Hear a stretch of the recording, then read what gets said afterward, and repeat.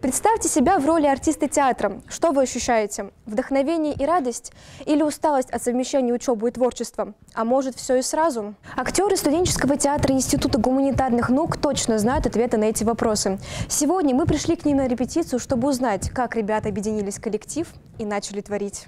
Совмещать учебу с театром тяжело, но получается. Так говорит Михаил Кипецкий, студент 3-го курса Института экономики и управления. Юноша состоит в труппе театра с момента его основания и участвует в каждой постановке. По его словам, он не получал актерского образования и до появления студенческого театра сценой не интересовался. Увлечение возникло неожиданно и принесло результат. В жизни меня никогда в театре не было. А тут бац, эта возможность есть, и я такой, а почему бы не сходить? И вот как-то закрутилось, завертелось, и я первый раз пошел, понравилось, меня похвалили за буквально ничего.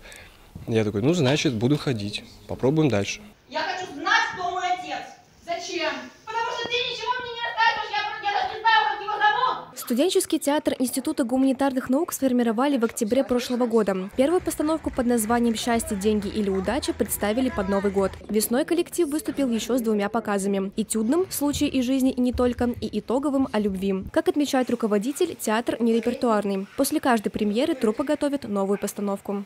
Есть какой-то план, то есть какие-то идеи, может быть, которые мне бы хотелось реализовать. Я смотрю еще также на состав, что у нас происходит в коллективе. Чаще всего я предлагаю ребятам то, что сама люблю, что я сама понимаю и что мне близко. Уже в эту пятницу труппа представит новую постановку «Когда слишком больно». В ней ребята затронут темы, связанные с жизнью и смертью, с маленькими радостями и страшными печалями. По словам Арины Михалюк, это произведение отличается от предыдущих своим настроением. Оно более светлое, а не грустное. Также руководитель надеется, что постановка станет диалогом актеров со зрителями. Премьера пройдет 15 декабря в 18:00 в камерном зале на Старовского, 55. Софья Мальцева, Олег Хохлов, учебное телевидение СГУ.